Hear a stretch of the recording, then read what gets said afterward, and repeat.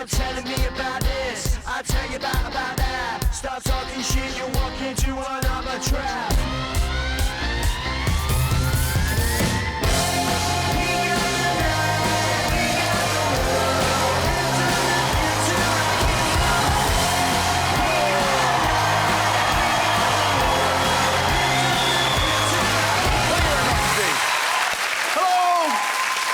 Welcome to the show.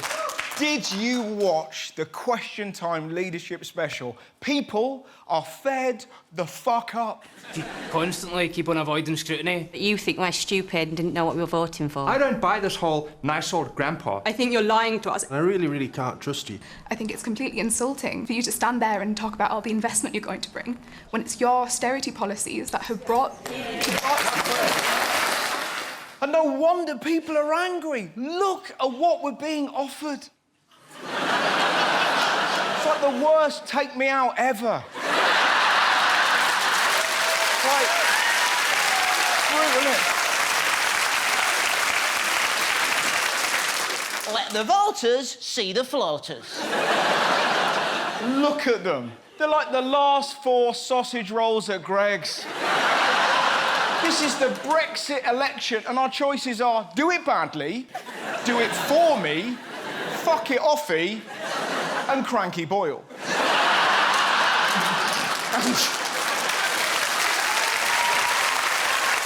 And all of them are bullshitting. Lib Dem bar charts, Labour anti-Semitism. I mean, Boris Johnson was asked whether we could trust him, and this is the answer he gave. As I say, when it comes to trust in politics, and the facts of this election.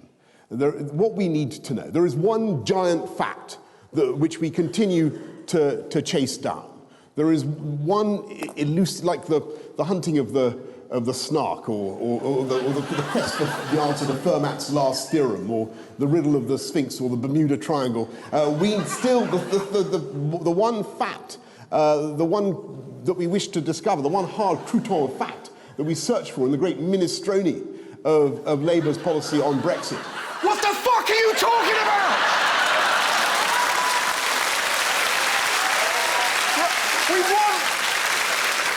We want the truth, not croutons, minestrone and sphinxes. None of you talk like that. Are you having an affair? Dorito, cream of tomato, Gruffalo. Minestrone. Do you know what we need in politics to stop the lies? VAR. Every debate, we should have a ref going like that. No, that is bullshit, yeah. Actually, even better, they have to go on with their mums. Nobody can lie in front of their mum. The Tories will build a better Britain. Oh, come on, Boris, you mad shagger. You only care about yourself. Not now, Mummy. We need to do something, because the lying is getting ridiculous. Look what the Tories did to their Twitter last week. They turned their party's political feed into what looked like a neutral, fact-checking account. You can't do that. You can't just pretend to be someone else. Or Prince Andrew would be going around dressed as David Attenborough.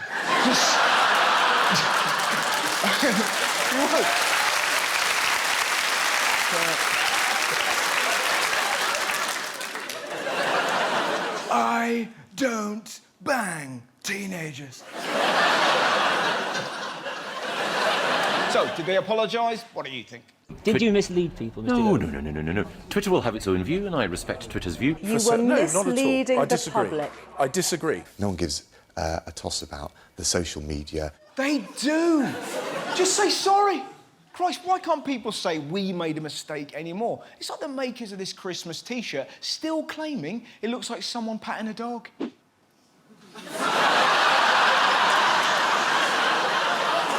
It doesn't. You pat that, you can have a white Christmas.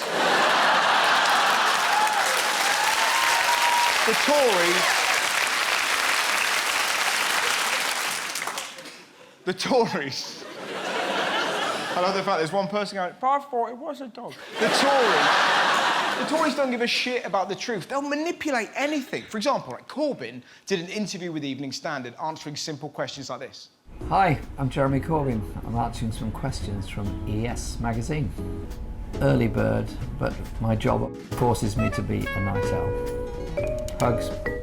Now, I give it a week before his rivals have changed that to this. Hi, I'm Jeremy Corbyn. I'm answering some questions from ES magazine. Difficult but north. I live there. Crunchy. Greasy spoon.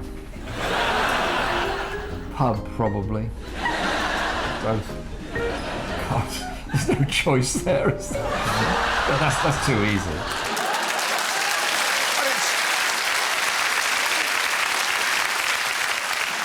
It's not just politicians lying. Did you read this? Lib Dem leader Jo Swinson forced to deny shooting stones at squirrels. Completely fake story, never happened, and yet she had to publicly deny throwing stones at squirrels. And they say politics in this country is childish. You like Jo Swinson, yeah? Well, she slapped a badger with her tits. Corbyn teabags gerbils. Sturgeon, cow tipper. Farage says walkies to dogs. Never takes them. Oh, look at that. Oh, that's too much. If you're going to have a pop at leaders for animal cruelty, just do your research. There you go. Look at that. Boris there in an outfit I describe as Hitler casual. Here's another bit of bullshit. Did you hear what happened to Tory candidate Lee Anderson this week? Now, 2 weeks ago, he was in hot water for suggesting we treat nuisance tenants like this. These people who have to live somewhere, let's have them in a tent in the middle of a field, 6 o'clock every morning, let's have them up, let's have them in the fields, picking potatoes or any current seasonable vegetables, back in the tent, cold shower, lights out, 6 o'clock, the same the next day. Sleep in a tent, wash in a puddle, if you're hungry you can eat fucking mud. So, how did he fix the problem? He rang his mate, got him to pretend to be a voter. The trouble is, he left his microphone on. And just make out you don't make out you know who I am. You know I'm the candidate, but not a friend. All right. I'm at staff car park. Have a quick look. Yeah. All right, I'll see you in a minute. All set up perfectly. The only snag, his mate went a bit too far. Putting antisocial people in tents. Yeah, I did. He's not allowed to talk about that now. I think you're a bit soft on it. A bit soft? Yeah. What would you do then? I'd get cat and nine tails for. Cat and nine tails? Make them wear a pink tutu. That'd stop them going round bullying anybody. What about that? I can't support this. Can we just cut there for one moment, please? Whip them, right? Put them in a pink dress. When they go to sleep, just rub Tabasco on their assholes, right? Right, there's more. Slam the dicks in the wheelie bin. Am I doing it rightly? If that's your name. You know, I've never met him before. Or his wife, Maureen, you know, if he's married. I fucked it, haven't I, Lee? Just his face going, yeah, you have, you bastard. It's impossible to tell what's real or not in this election. I mean, did you see this headline? Anti-Brexit cat to stand in general election. One lady whooping. Do you want to meet the candidate for Gillingham and Rainham? You know you do. That's him. Why? Why are you cheering? He's a cat. That shows where we are in this country. Like, yeah, I'd vote for him, yeah. They talk shit, he buries it. If he gets elected, and let's not muck around, it's a big if, he's a cat. But if he does, MPs, if you're watching, it is your duty, when Boris starts talking, just get out a laser pen. Imagine that. Mind you, when you think about it, cats and MPs are very similar. No loyalty. A lot of them have 2 houses. Keep showing up at your door with stuff you don't want. And they're both massive arse lickers.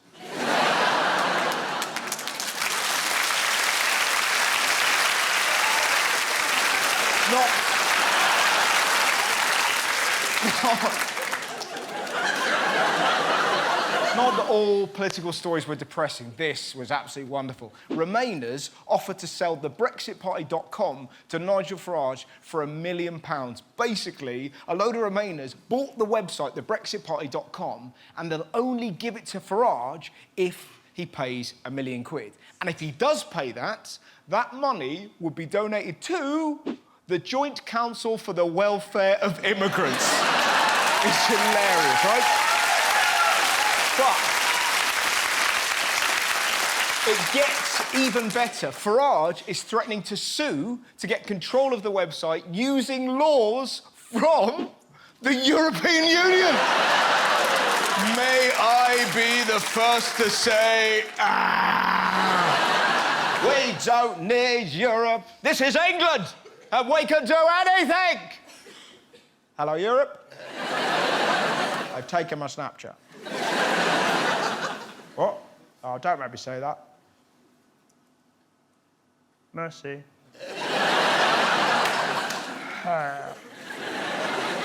Laser pen. Talking of mistakes, did you see this? A church in Mexico has revealed a huge statue of baby Jesus. Only problem, looks less like Jesus, more like Phil Collins. Look at that. Wow. And lo, the baby Jesus did say, oh, think twice. So many questions, so many questions. Why does Jesus look like Phil Collins?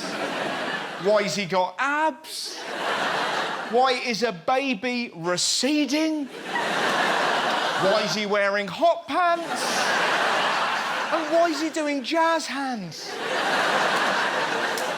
Unbelievably, that wasn't the worst Jesus of the week.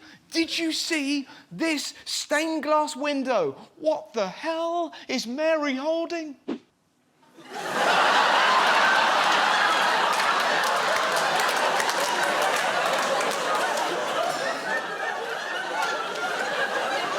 Well, now we all know why the windows are stained. Join me after the break, when I'll be talking to the cult Hollywood director, Kevin Smith. Is there sort of an aspect of, like, nerd culture that you just hate? Nothing that I hate, but, like, it is real negative. Cosplay? No, I love cosplay. I cosplay as Kevin Smith every day. Furries? No, I like furries, man. Look, dressing up like a fucking big teddy bear and fucking your buddy, that's great.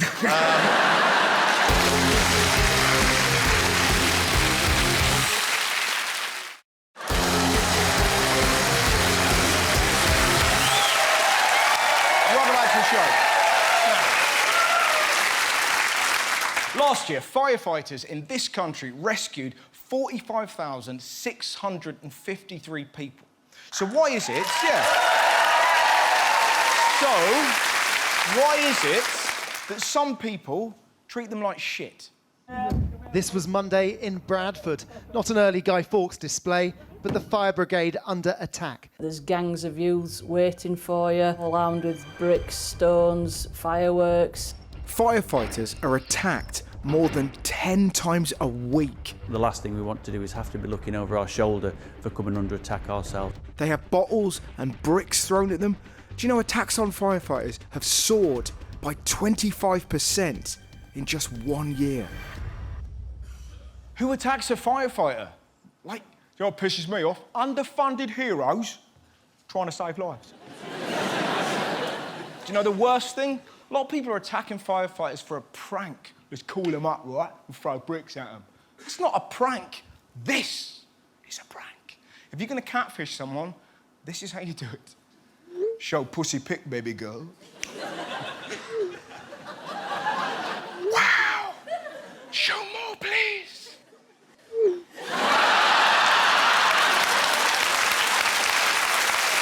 All right. I can't believe I fell for it. I'm joking. But it turns out it's not just humans who are abusing firefighters. Parrot tells firefighter to fuck off after getting stuck on roof. And do you know what they did? They rescued him. If that was me, I'd be like, you've got wings! You fuck off!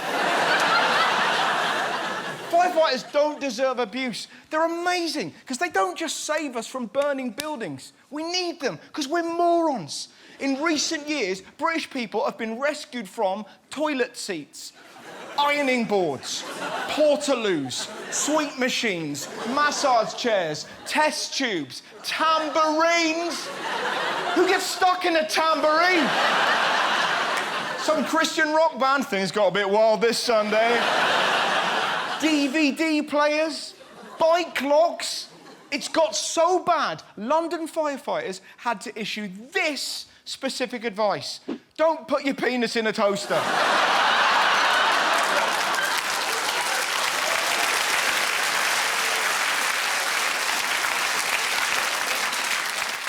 Who gets sexually jealous of a crumpet?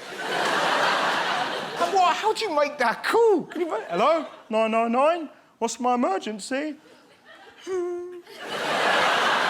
Well, I was in the kitchen on a ladder and my window was open and there was a sudden gust of wind. Yeah. It's not balls deep in my toaster, mate. And what would they do? They would rescue him. Would we? No. We'd be like that. Say hello to Facebook, mate. You're going viral, mate. No! What I'm trying to say, these people have an unbelievably tough job. They're fighting fire, winching us from portaloos, pulling perverts out of toasters. And on top of all this, they've been shat on by the government. Since 2010, nearly 12,000 frontline firefighter jobs have gone. Around 40 fire stations have been forced to close at a time when the UK has already had more wildfires in 2019 than any year on record. The government even tried to make firefighters put off their retirement. That is madness. You can't have pensioners fighting fire. Just walking into a burning... What did I come in here for? What?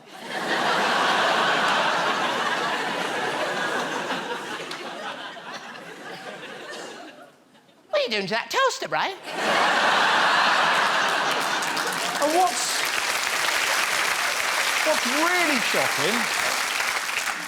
really shocking, when MPs tried to pass an amendment to a bill to get firefighters more money, what did the government do? Conservative MPs cheer after blocking Labour bid to raise emergency service salaries. They cheered. They actually cheered. And to put that into perspective, that happened 2 weeks after Grenfell.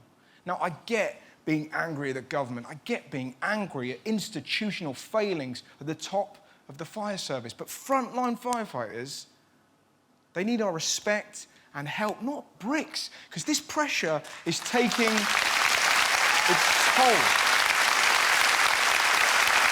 Loads of them have had to take second jobs to make ends meet. I mean, the number of firefighters off sick with mental health problems has jumped by 1/3 in the last 6 years. They are ordinary men and women who risk their lives to save ours. They look after us, so we should look after them.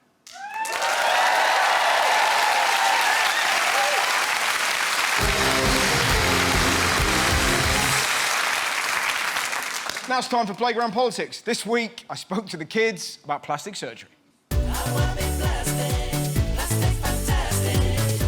What's the definition of beauty? Me. In the dictionary, you see my face there, beauty, my face. Then, Would you ever have plastic surgery? yeah, if I had plastic stuck in me, definitely. If you were going to give me plastic surgery, what would you give me? I'm not a professional plastic surgeon. Okay. So, I just rub this all over you. You'd rub a child's broken arm on me. Can I do it now? No. What about plastic surgery? Oh, no. It used to be like this, and then you would be like... I'm considering getting plastic surgery so I can get longer elbows. Do you think that's good? No, No, that's not good. But then I'd be to walk along and everyone would be like, oh my God, look at his elbows. No, but everybody would think you're an idiot. Okay, I'm gonna have to call my doctor. Call him. Dr. Forbes, you know that operation I was gonna have? Yeah. The elbowotomy, yeah. I'm gonna cancel it because why am I cancelling it again? Because idiots do that, obviously. Because it's what idiots do, obviously. What would you change your body to? Well, first of all, not plastic surgery, because most things like plastic surgery don't turn out well. Right. So what would you do? Really? Well, first, I would probably, like, have a rocket. What? And then get in it? No, I wouldn't get in it, because it'd be full of nukes. Jesus, what have you built? Well, the world's most powerfulest bomb. Why have you built a bomb? Well, really, because so I could try and shoot it at McDonald's so they give me free chicken nuggets. Jesus, there's easier ways. You said, do I want to have really long ears instead? If I had really long ears, what would that make you? A witch. I'm going to have to cancel that as well. They might stick a Diet Coke to you. Yeah, that'd be a terrible look. Depends where it goes. True. If it goes in the mouth, looks good. Yeah. If it goes somewhere else, not my problem.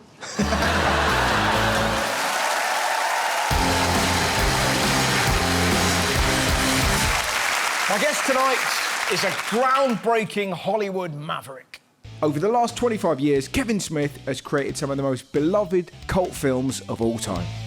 He's also produced Oscar-winning films, acted in blockbuster movies, directed hit TV shows, and even starred in a music video with Drake.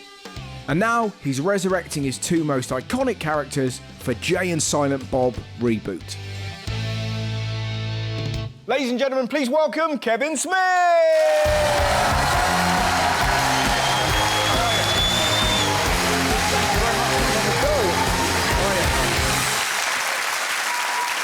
Thank you.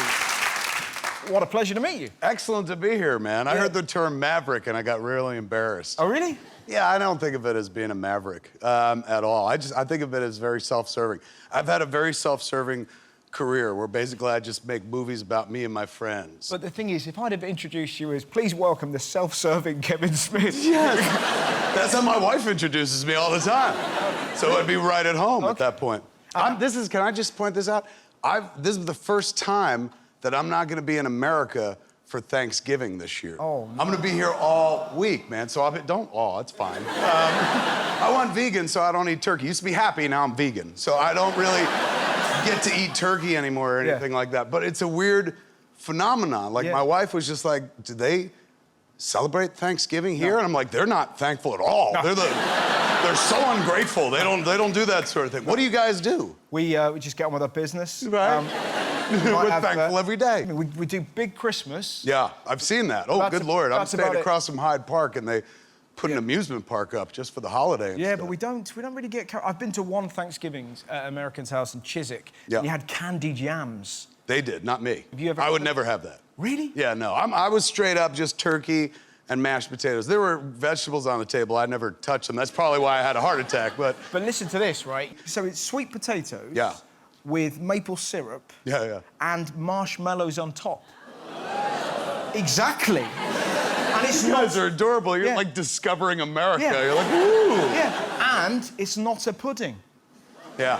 There you go. Yeah, it's strange. It's a side. It's how we all get together and give thanks. I don't know why they eat that stuff. Congratulations. Well, you're on the Hollywood Walk of Fame. That's pretty cool. The Walk of Fame is all the stars on the sidewalks. Yeah. I didn't get one of those yet. We went into the Grauman's Chinese Theater courtyard where you put your hands in the cement and your feet in the cement. Yeah. So that's even technically more rarefied real estate. Like we were next to like Clark Gable and George Lucas and the kids from Twilight, you know. And how did you celebrate? How did I celebrate? You know, I had a good cry. Like I'm like 49. I'm a middle-aged stoner, so everything touches me. Yeah. So it all panned out. I just wanted to make one movie that was Clerks, and then like for the last 25 years, I've been living off the glory of that. Seriously, I literally say the word Clerks once a day for the last 25 years, because it's like the biggest thing that ever happened to me, until I had the heart attack. Then I started saying like, I made Clerks and I had a heart attack. That was the second biggest thing that ever happened to me. So, as we're talking about it, yes. How, like, so you said it was the second biggest thing. Like, how was that, you know? The heart attack? Yeah. Heart attack was honestly the best thing that ever happened to me, because it, like, saved my life in so many damn ways. Really? I wound up going vegan afterwards, and then I lost a bunch of weight. I lost, like, 75 pounds because of it. I was never in pain. That's the really weird thing. Like, I never understood, like, you'd hear about people who just up and have a heart attack and die. I'm like, how do you not feel that coming? Yeah. I had one of those heart attacks. I didn't feel it coming. I just couldn't quite catch my breath. Yeah. So for me, I misconstrued it as like, oh, I smoked way too much weed today. And that wasn't the case at all. My doctor, you know, when I was on the table, he was like, yeah, he went up inside me, man. They have to, in order to, they don't crack your chest. They puncture a hole in your groin. I'm like, another one? They puncture a hole in your groin, and then they go up your femoral artery to your heart, and that's how they work on it and stuff. So he did that, and he goes, it's what I thought. You got 100% blockage in your LAD. That's the artery that goes across the front of your heart. I said, oh. He goes, we got a name for the heart attack you're having, man. It's called the Widowmaker. Wow, he said that. He does. We have conversations, man. They got to keep you awake. They keep you in a twilight state because they have to ask you questions based on what they're doing. And the humor is that dark? Yes, yes. He goes, it's called the Widowmaker. You're having a Widowmaker heart attack. And I go, why is it called the Widowmaker? As if I needed a reason, right? And he's like, well, because in 80% of the cases of 100% blockage like you have in your heart right now, the patient always dies. But you're gonna be in the 20%, he said, because I'm good at my job. And he disappeared into my crotch and made magic. Wow.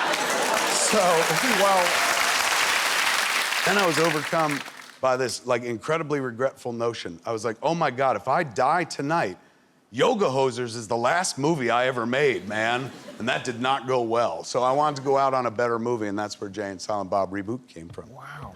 So, Jay and Silent Bob Reboot. Yes. It's out on Friday? It is. What's it about? Jay and Silent Bob Reboot is, let me see, it's a movie that makes fun of sequels and remakes and reboots while being all three at the same time. If Jay and Silent Bob Strike Back, the movie we're sequelizing, was about Jay and Silent Bob find out that Hollywood's making a movie about them, so they go cross-country to stop that movie from happening. But I made that movie like almost 20 years ago, and I've grown as a filmmaker, and I'm much better as a filmmaker. So Jay and Silent Bob Reboot is about Jay and Silent Bob finding out that Hollywood's making a reboot of that old movie about them, so they go back to Hollywood to stop it all over again. It's the same fucking movie all over again. Perfect. And the film is kind of like, it's like a journey through your creative life, isn't it? It's the world's biggest Kevin Smith fan film made by the world's biggest Kevin Smith fan. Like, it's a movie that memorializes its maker just in case he dies next time. So it is. It's a real journey through everything we've done. That's why I said, like, we scheduled the start of the movie on the 1-year anniversary of the heart attack. Yeah. As a real, like, fuck you to death. Like, I'm here, let's make the movie and stuff. And it made casting the movie so easy, because we got like a killer cast. It's in the amazing. Movie. Yeah. I mean, it's, you know, you've got Matt Damon, Ben Affleck, Chris Hemsworth, it goes on. It's I know. We got Batman, Jason Bourne, and Thor all in one movie. It's crazy. How did you get them? Were you sort of ringing them up going, I've had a heart attack? I did. I'd ring them up. Did you? Yeah, absolutely. Oh, I used the heart attack like crazy. It should get casting credit on the movie. Now, I was going to talk about weed. Yeah. I was curious, because you're a massive stoner. Let's look around. And you're currently in England. Yeah. It's not legal here. Here? I didn't know that. Yeah. Let me tell you a quick story. Last time I was here, this is a year ago, so I came out to go visit JJ, who's making Rise of Skywalker, what we were just calling Star Wars 9 then. So I came out and visited him and stuff, and they're shooting over at, what, Pinewood? Pinewood, yeah. So, you know, I was like, hey, man, what's close to Pinewood? And I saw Slough, and I was like, Slough, like in The Office, man. So I told my wife, I was like, we're going to Slough, man. And we got to Slough. Yeah. Holy shit. Yeah. You know, there's nothing wrong with it, but like, it's not a Slough. It's not foul, you know? So, and also, like, I'd walk around, I'd be like, The Office, right? They're like, that was 20 years ago, bro. So, you know, we went to stay in Slough and... You stayed in Slough? Yeah, we rented a house in You didn't Slough. have a look around and go, we should back out here. I honestly, it felt like where I grew up. It looked like my hometown. And Tomorrow we're going to Swindon. Yes, the Swindon lot. So I was delighted to hang out, go to the movie and stuff, but I had, you know, weed with me and stuff. And at the end of the trip, I did a Q&A at the Prince Charles in Leicester Square. Yes, yeah. So a show and stuff like that. And then at the end of the show, I was getting on a plane like 4 hours later in the morning.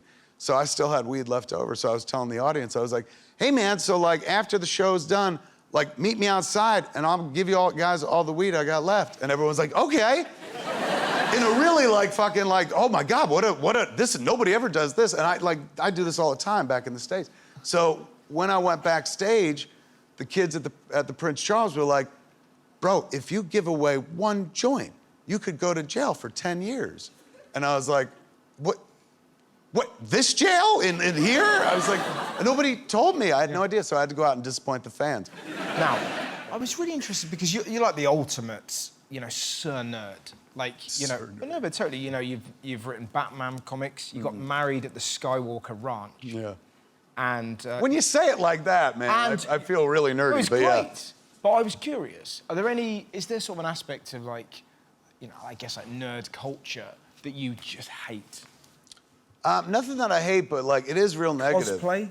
No, I love cosplay. I cosplay as Kevin Smith every day. Furries? No, I like furries, man. Dressing up like a fucking big teddy bear and fucking your buddy, that's great. I honestly, the only thing that I don't really like about nerd culture is like how incredibly, not opinionated, but negative opinionated it is. Yeah. You know, it's tribal, right? Yeah. So we love this, we love Marvel, we love DC. Yeah, right. And really, it's like, look, it's all fun. It's all superhero stuff. Absolutely. Now we live in nerd culture world. Yeah. Like, it's the dominant culture. Pop culture has become the culture. We live in a world where, like, they got Baby Yoda, for heaven's sakes. You know what I'm saying? Yeah. I go back to the original Star Wars I saw in the theater and Empire Strikes Back. Nobody ever told us we were gonna get Baby Yoda. Now we have Baby Yoda. In a world where we have Baby Yoda and the Watchmen TV series and like all those amazing Marvel movies, why would anyone be upset and sit online and hack stuff out? But being negative about fun things, about like pop culture and movies, it just never made sense to me. Now, I was going to talk about this because Harvey Weinstein was instrumental in your early career, and I read that just before the Harvey Weinstein scandal broke, he contacted you. He did. Didn't he? Yeah, he did. I used to work with him. He, you know, Clerks, Chasing Amy, those were made at Miramax. He called, about a week before the Me Too story broke in the New York Times, he called, and I hadn't heard from him in like damn near a decade and stuff. And, you know, I'll be honest, when I heard from him, I was like, oh my God, he didn't forget us. He remembers that like we're around and stuff. And he owns Dogma personally. So he was calling up and he's like, hey, we got Dogma and, you know, we got to get it out there in the world again. I was like, yeah, everyone on Twitter is always asking me, like, how do I get it? And he's going, and you know, might be time to do a sequel to the movie. And I was like, really? Like, yeah, that'd be cool. That'd be cool, man. Like, what a good idea. And he was like, all right, I'll get back to you. And then a week later, Me Too broke. And then I was feeling weird because I was like, oh my God, I just talked to him. It felt creepy and unsettling. I spoke to my friend John Gordon. We both worked at Miramax back in the day. All we knew of the guy was he cheated on his wife. Like, that was the rumpus. You always heard, like, oh, Harvey is a philanderer. Never heard, like, the other shit.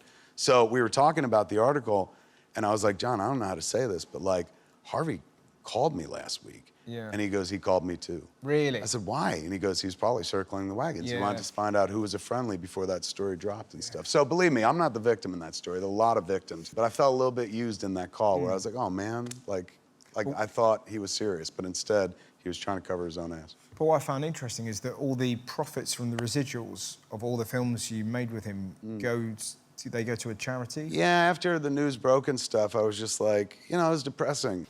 If somebody had told me, you're gonna make this movie, and it's gonna get picked up, and the world's gonna see it, and all your dreams are gonna come true, but 10, 20 people you never know are gonna have to go through horrible assaults, I wouldn't have done it. I would have been like, you know what, man, like, I'm cool. I like working at the convenience store and shit. I was raised Catholic, so that kind of shit would, like, not sit well with me. Yeah. So when that all happened, I felt like, even though I had nothing to do with it, I just felt guilt by association, like, ew. Yeah. And so I said, I'm gonna give all my residuals to women in film. So that's what we've been doing for the last, like, 2 years. No, but it is. But that's not for nothing. you know, not for nothing.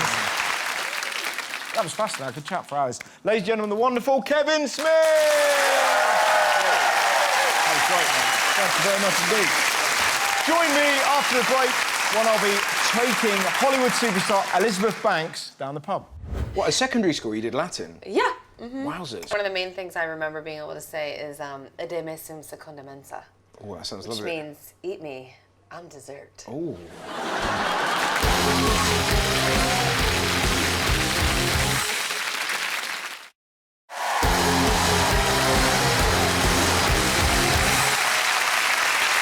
Welcome back to the show. In this week's Playdates, I took the star and director of the new Charlie's Angels film, Elizabeth Banks, to a pub in London.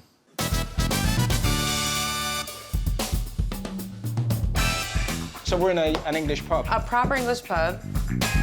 Wallop. Come There on. you go. Yeah, I remember I was in a pub in Sunderland and I saw a lady playing darts and just whacked the beer in the cleavage. It was an extraordinary sight. Yeah, that's not something I'm going to be able to do. Oh, now I'm feeling better. I mean, you really enjoyed that.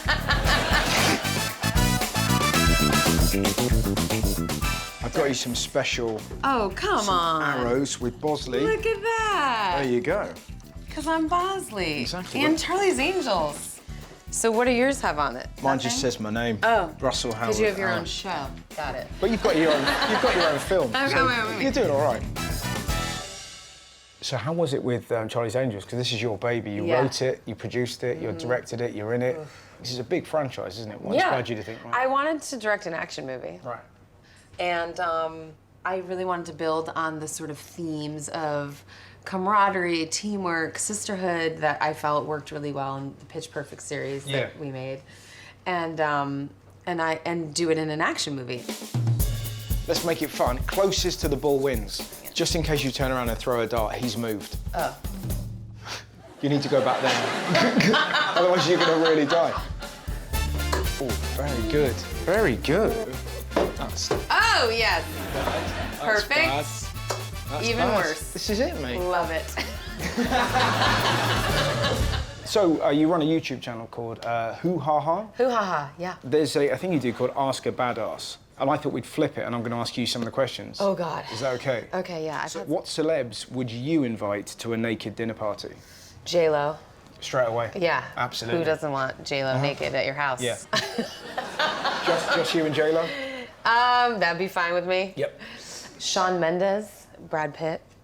Pitt's your standard, isn't Yeah. it? And still looks the same as he did when he was kind of... Yeah. I'll take it. Yeah. I'll probably keep taking it till like all the whole way. Yeah. Like I was still like, I think I'd still be down for like Sean Connery. I'm still a Sir, by the way, Sir Patrick Stewart. Oh, yes. He's sporting. He's like, ripped. Ripped. How do you know that? I've been to his fittings. Really? I have to help him choose a shirt. Yeah, yeah. Stewart, Pitt, Lopez, Mendes, Connery. Ooh, 11. okay. Ooh, see, you stand way more... You kind of go sideways. You go way more sideways than I do. Is that, and you have to, if you're doing darts properly, you I gotta be see. like that. You gotta get a little of that action. Exactly. Yeah. Okay. I'm you- gonna try your technique. Have you ever seen the audience for an English darts game? It's People sit around and watch this? Oh, yeah, yeah. Like, you've never seen it. Like, proper, like, gargoyles. Throw it, you fucking bastard. Like, proper, like, go on, right, you get it. Fucking throw it. There you go. You've got a fucking... All right. That's all right, that. All right. So, in your best northern accent. What's that? Is it this? So, like that one. So, Like that? All right. Oh. So, this is kind of classic manky English pub grub. What does manky mean? Manky means kind of disgusting. Do you know what I mean? But kind of like dirty, filthy. Oh. Do you know what I mean? Yeah, that looks quite good to me. Do you know what it is? It's some sort of egg inside of bread. It's called a Scotch egg. And A Scotch egg. Scotch egg, Cool. yeah. And that is like sausage meat, and that's an egg inside. Let's see what you think. I'm a big fan of a Scotch egg. I think you'll like them. Totally fine. This is... Oh, that's more meat inside of more bread. That's right, yeah. There's a real theme here. It's okay. about... What the English like to do is sort of cuddle dead pigs with pastry. Have a bite. Okay. What? Oh, you really went for it. But it's like... Is there something to drink?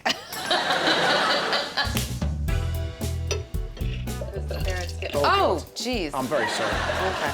Well, it's the first of the day, I can tell. You know, usually like... I've never worked. Exactly. I've never worked You in a have to pub. pump it out a little bit and then get the flow going. Yeah. You've literally... I've killed it. Killed this pint. It's not working out. I mean, that's awful, isn't it? Oh, yeah, terrible. You wouldn't accept that? Okay. I can do... I mean, I can wait 15 minutes for the foam to go down to finally Would you be able like... to drink it. I can do a cider. Okay, cider. Does that work for you? Yeah. There you go. Look at this. I mean, come on, this is like beautiful. So, I read somewhere that you know the lyrics to Bon Jovi songs in Latin. My friend Tiffany Laverta and I would translate Latin lyrics to Bon Jovi songs because we loved Bon Jovi, obviously. Yeah. But our favorite was Male Medicina, Bad Medicine. Oh, nice. I can't believe I remember that. Did you perform them? Male Medicina, like that, you know? Lovely. I studied Latin for 6 years, so I could read the Aeneid. So, what, at secondary school you did Latin? Yeah. Mm-hmm. Wowzers. One of the main things I remember being able to say is "Ede me sum secunda mensa." Oh, that sounds which lovely. means "Eat me, I'm dessert." Oh. Oh! My mum's like that. Takes real joy in seeing me. You fucked up. Yeah, I'd like you to fail. Okay, just trying to get in my head. That's fine. Ah! I really feel I might have this. I think you've won. Look at that. There you go. Come on. That's yours. That's mine. Yeah, baby.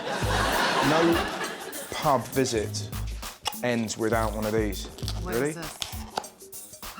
It's a doner kebab. Wow. At the end of the night, you just you'll see people kind of like looking a bit like newborn ponies.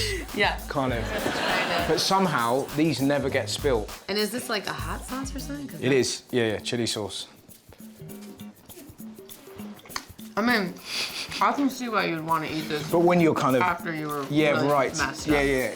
It's perfect, actually. Yeah. I'm gonna have to get involved as well. You couldn't share my fork. It just felt weird. You I don't started know why. to, but then you were like, no, it was Well, it's intimate, wasn't it? I didn't know whether it was allowed, whether it sort of came across as creepy. I'm not sick, and I think no. it's okay. Okay, fine. And then like trying to No. serve me with the fork. That, when you're sober, isn't great. But if you were hammered... Yeah, no. If you're hammered, it's a 10 plus. So what you could do, you could go watch Charlie's Angels, Absolutely. have a couple of beers, Get a little pissed. end the evening with a kebab. And get a kebab. There should be like a meal deal.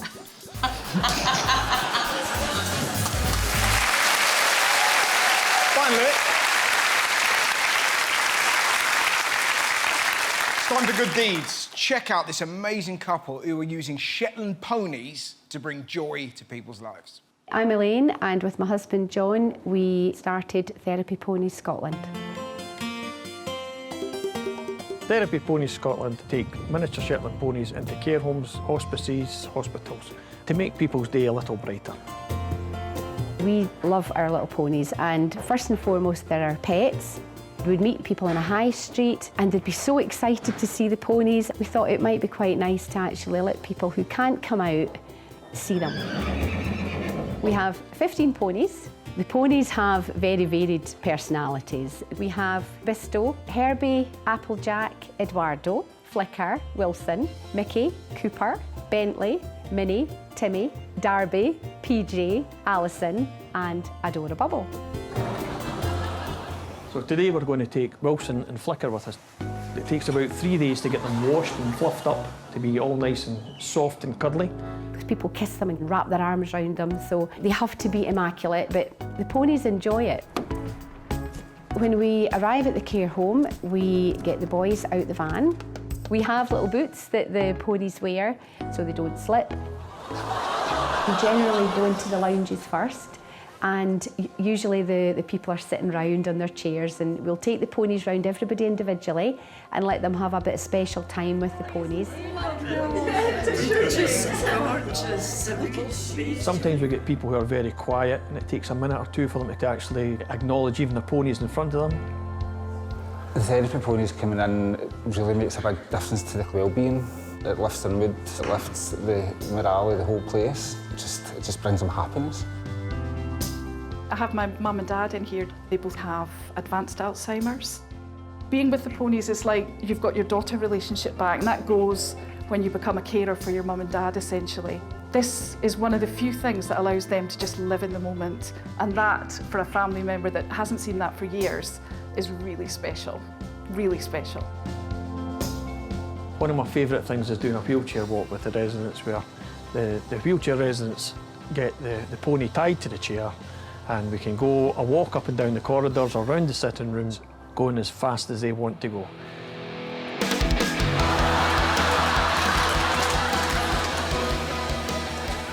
Whatever illnesses or whatever problems are in their life, for the few moments that the pony's with them, they're forgotten about and they're in a happy place. It's probably one of the best jobs in the world. No, give me it back. We enjoy so much going into the care homes. We make people smile, we make people happy, and we love it. We just enjoy sharing the joy that these little ponies give us.